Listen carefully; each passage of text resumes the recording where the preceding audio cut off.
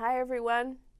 Welcome to Community Dialogues. My name is Faith Reeves and I'm the Sustainability Coordinator here in Fairfield, and we are starting a new series of the Community Dialogues oriented towards sustainability and resilience. And today I have Ann Walton with me. Ann, thank you for coming in. Thanks, Faith. It's a pleasure. It's a pleasure to be with you. I get the joy of working with Ann pretty closely these days, being the sustainability coordinator. Ann is one of the founders of the Resilient Action Initiative, and that is the parent of the Resilient Action Committee, the group that is working together to develop a comprehensive resiliency plan for Fairfield. And Ann is kind of the engine, I would say, behind that. I got to step into the driving seat, but really Ann is quite the engine on that. And you've spent a lifetime oriented towards marine conservation and environmental sustainability efforts. How many years were you with NOAA? For about 25 years, and then worked with conservation NGOs before that. So I've been in the field for, 35 years or something. Wow. And what was your primary focus in that time? Are you doing community engagement work? Are you working in the field doing research?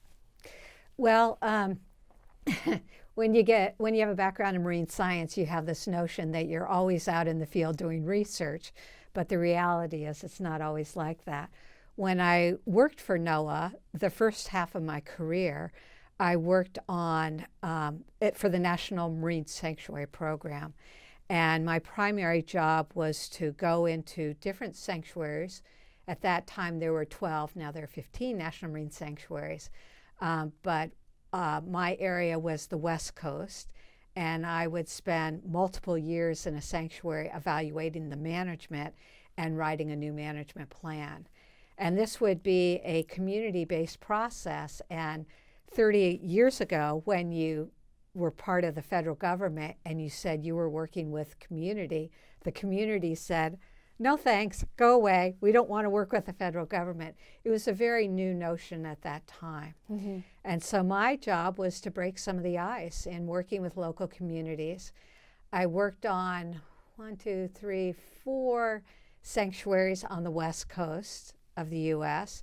Each process took multiple years, and then I was moved to the next sanctuary.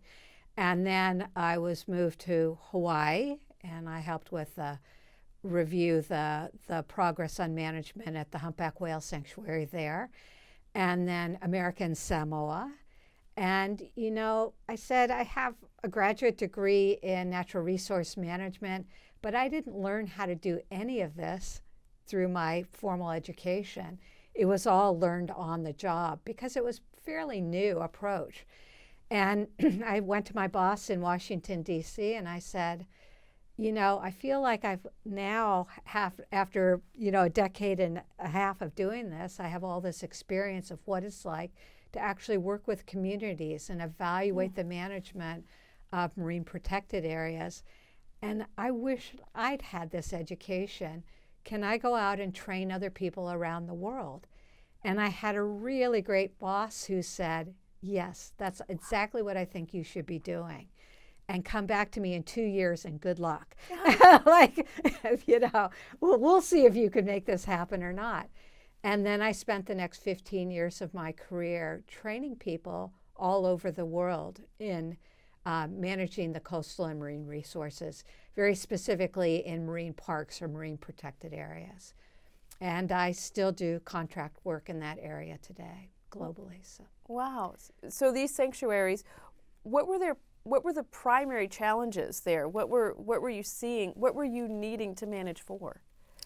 Well, nature does fine on itself. It doesn't need to be managed. There's a very natural pattern to how life works left in its natural state. But you introduce human use activities, and they are impacting the natural environment. So one of the first places I worked, for instance, was Santa Barbara, California. And actually, the National Marine Sanctuary Program was created because of the oil spill in 1969 in Santa Barbara. And for those who were alive, it was one of the first major environmental catastrophic events in the United States. And it spurred a whole bunch of environmental law for the first time in the United States. The Clean Air Act, the Clean Water Act, the National Marine Sanctuaries Act. These are just some examples of what happened in the 1970s as a result of that. So part of my job was to go into one of the oldest national marine sanctuaries that had already been in place for 20 years when I went there, and to review how it was being managed. And it wasn't being managed very well.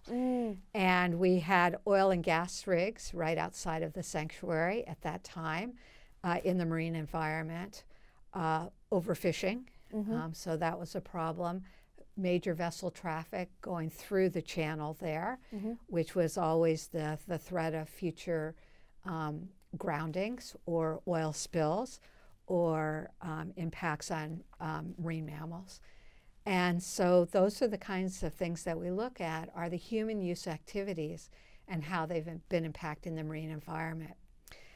So you move forward from that point, and we've started to address new issues as well, for instance, climate change.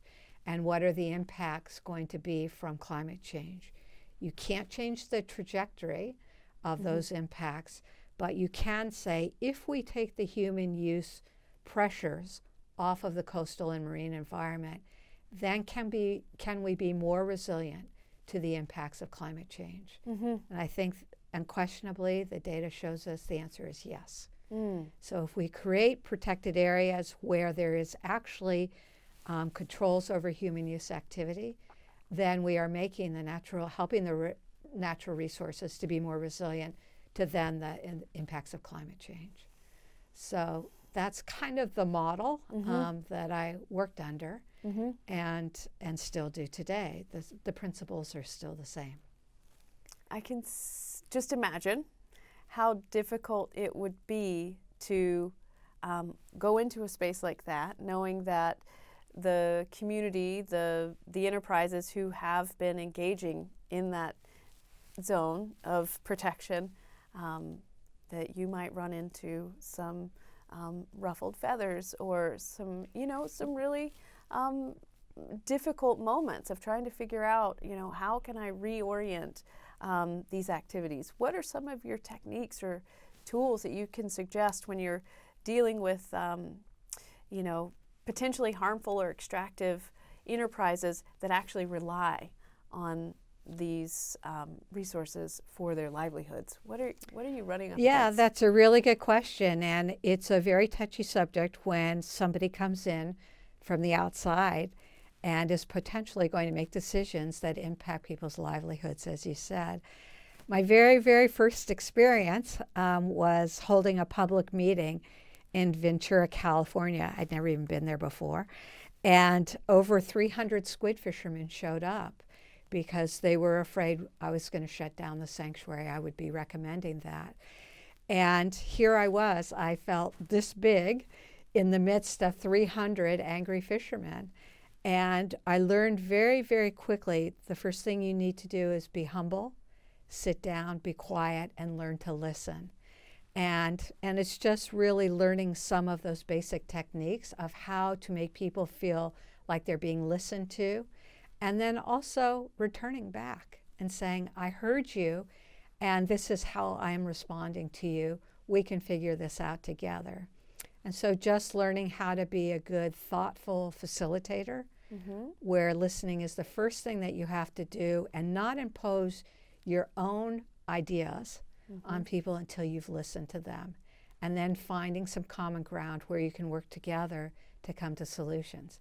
Now, I talk like this is a very simple thing to do, and it's not. It takes years, and I spent on average about 3 to 5 years working with each community that I worked with. Much of that was building trust and building dialogue. So it's a process, and that process is as important as the outcome, and certainly determines what that outcome will be. So it was a big learning curve, and certainly I didn't learn this in school. I learned it through having to, being afraid and not knowing what to do, and trying different approaches, and then kind of settling on some of the approaches that work best. and the first and foremost is just being open, not having an agenda when you sit at the table, and then listening so that you're wide open to hearing all points of view. Wow. Well, that's good. That's good life knowledge to share in general, relationship building knowledge to share in general. Well, so you spent, the greater portion of your life doing this work, and you still do that freelance work, but you landed here in landlocked Iowa in 2020. And what oriented you here? Well, we moved here from Hawaii, which is where I was stationed with NOAA. And I decided to take early retirement because of the political setting at that time, and to continue the exact same work I was doing as a consultant. But I felt like my husband had been very patient and moving around with me over many years, and also very patient with me being gone, traveling the world. And he really wanted to move to Fairfield. And so I thought, why not? We'd moved so many times. Let's give it a try and see how it goes. And I have family here, so, it was comfortable, and we had been here many, many times visiting family. And so I thought, well, my husband has been so kind and patient. Let's do what he wants to do for a while. So we gave it a try. Coming at the start of COVID was very strange because there was no community to join in with. Right. Everybody was, kind of hunkering down at the time. But we really got to know Southeast Iowa. We went to all the state parks, and nobody was there, and did lots of hiking. And I felt like, this is a whole new environment to plug into and understand. I knew nothing about prairies. I knew nothing about oak woodlands. And I thought, well, this is an opportunity to sort of expand my knowledge base about what the terrestrial environment looks like. I've always been very water oriented, and so it was a whole new learning curve for me to kind of plug into what is this place all about. Yeah. So, and it's then an opportunity actually. So, well, and I assume it's your drive that pushed you towards, maybe not pushed, but you joined the Southeast Iowa Sierra Club. You became the chair. I don't know the transition, how that happened. Were you already a part of the Sierra Club before you came? No, I don't know how the transition happened either. Maybe you just got scooped. I got scooped. Mark probably saw you and get over here. I think it was time that everybody was kind of ready for taking on something new. I came in determined that I was going to, if I was going to live in the Midwest, to work on climate change. It's something I knew, not in this environment necessarily, but it was in my DNA. I'd worked on it for so long. I took the Al Gore training in Minneapolis because it was very contextualized in terms of the Midwest environment. And I thought, I can learn about what climate change looks like in the Midwest. And then I came here right after that. Okay. I joined a climate group, but it wasn't action-oriented enough for me. It was much more political, and I'm used to being on the ground, working with the environment. And somehow, I don't even know how it happened, I got hooked into Sierra Club. I had never been a member of Sierra Club. I thought, great, they do hikes and nature walks, and that's great. I love to do that, but I need some action-oriented group. And somehow I got snagged, and the next thing I knew, I was chair. Yeah. And I said, okay, if I'm going to be chair, you guys, we got to get serious here and work on climate change and really put together a strategic plan and be purposeful about what we're going to spend our time doing. And everybody was game to go along with it. So we just worked hard. It's a great team of people. Yeah. They love working together.